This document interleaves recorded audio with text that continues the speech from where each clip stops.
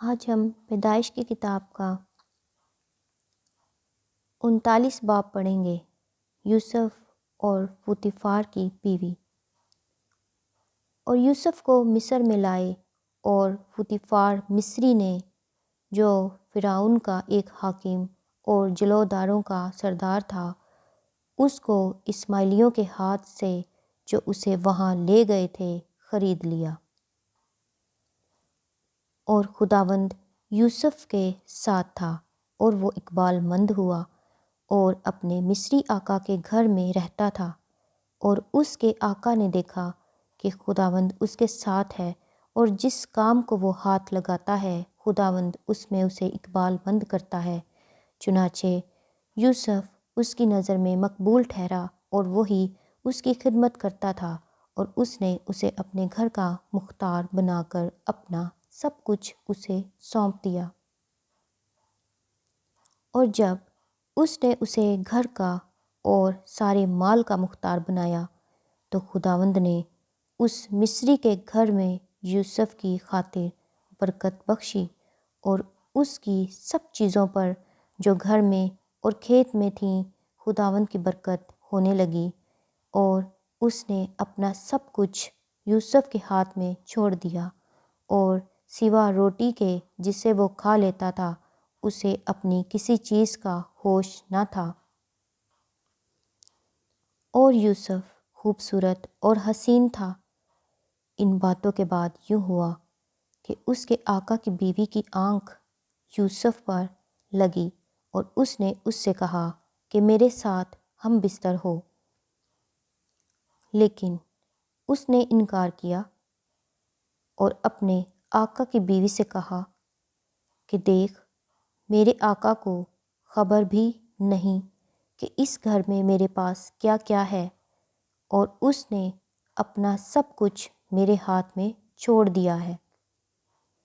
اس گھر میں مجھ سے بڑا کوئی نہیں، اور اس نے تیرے سوا کوئی چیز مجھ سے باز نہیں رکھی، کیونکہ تو اس کی بیوی ہے، سو بھلا میں کیوں ایسی بڑی بدی کروں اور خدا کا گنہگار بنوں۔ اور وہ ہر چند روز یوسف کے سر ہوتی رہی، پر اس نے اس کی بات نہ مانی کہ اس سے ہم بستر ہونے کے لیے اس کے ساتھ لیٹے۔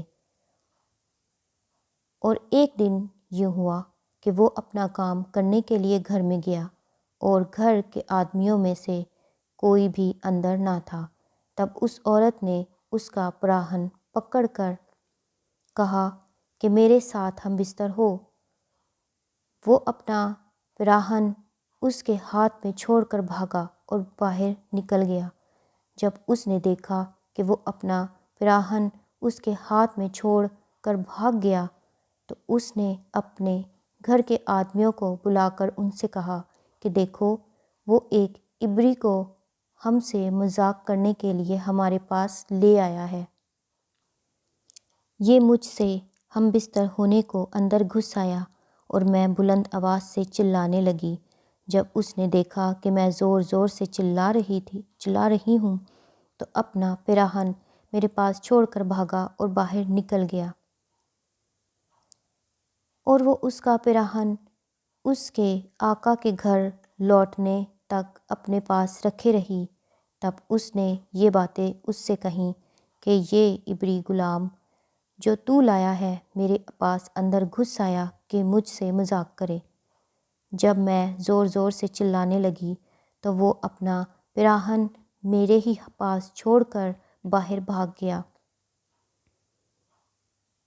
جب اس کے آقا نے اپنی بیوی کی وہ باتیں جو اس نے اس سے کہیں سن لیں کہ تیرے غلام نے مجھ سے ایسا ایسا کیا، تو اس کا غضب بھڑکا، اور یوسف کے آقا نے اس کو لے کر قید خانہ میں، جہاں بادشاہ کے قیدی بند تھے، ڈال دیا۔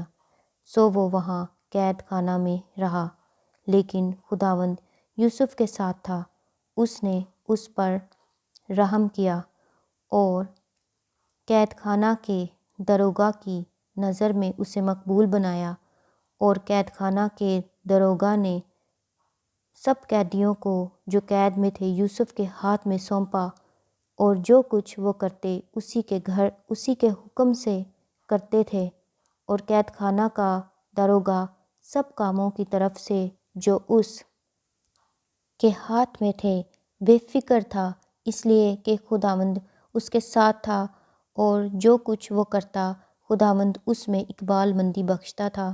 خداوند کے زندہ پاک کلام کے پڑھے اور سنے جانے پر خداوند کی خاص برکت ہو۔ خدا کا شکر ہو، آمین۔